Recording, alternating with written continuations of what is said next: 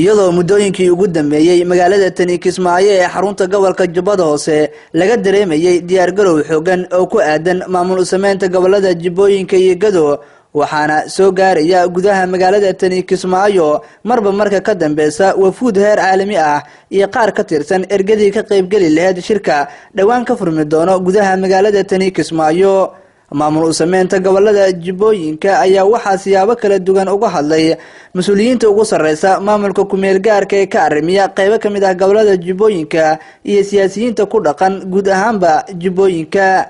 Jarnaal Cabdi Mahdi Cabdi Salaan ayaa mar uu ka hadlayay shirka ka furmayo magaalada Tani Kismaayo waxa uu baaq u diray dawladda Soomaaliya baaqaas oo ku aadanaa in ay kaalin lixaad leh ay ka qaadato dawladda Soomaaliya maamulka loo suubinayo gobolada Jubbooyinka dawlad goboleedkii Jubbaland oo sidaan u cilaaminay maalin dhaweyd 23 bishan Febraayo furmi doona ilaa dawayaaqada isla bishan dhamaystirmi doona marka hididilada ugu wanaagsan waxa weeye in maamul wanaagsan oo Soomaalidu u dhantahay oo cidna aysan ku dulmanayn oo cidna aan maxay ahaydee aan lagu xaqirin oo loo dhayahay maartay intii Ilaahay calaf u dhigo maamul goboleed buuxa in maartay laga sameeyo dadka in horumar loo sameeyo oo dhinaca arrimaha bulshada sida caafimaadka oo kale waxbarashada oo kale biyaha oo kale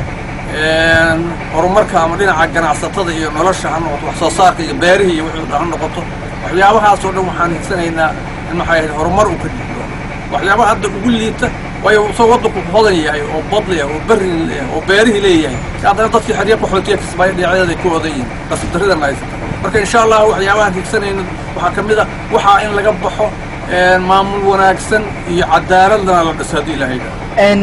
ma baryaamaha adeer ka soo qayb gali karaan ma aha maamulka iyo goboladani waxay ka tirsan yihiin Jamhuuriyadda Soomaaliyeed waxay hoos yimaadeen dawladda federaalka Jamhuuriyadda Soomaaliyeed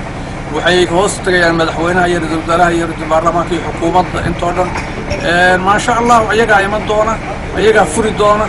in kastoo waxoogaa cagajiida aan ka dareemeyn bil xaqiiqa been ma fiicno waxoogaa dawladda waxaan dareemeynaa yar cagajiid baan dareemeynaa waana dawladana runtii waxaan leeyahay marka dawladda iyada ka soo insha Allah ka soo qayb gali doonta iyada furi doonta iyada gacan siin doonta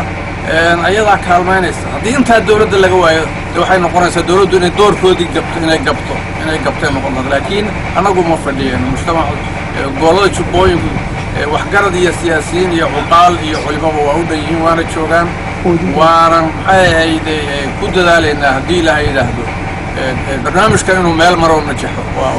kullama uu najaxana waa horumar Soomaaliyeed way ma gobolada Jubbooyinka kaliya inuu ka kaanayo dilada iyo maartay nolosha aan rajaynayna inuu iman doona marka waxay noqon doontaa horumar u soo siyaaday dhammaan ummadda Soomaaliyeed horta wax ma la saraadiyo maxay ahaydee waxaan insha Allah u dhaho maxay ahaydee haba noo saraadin inay dawladdanadu naga maqnaato anoo carabka hanoo marin wari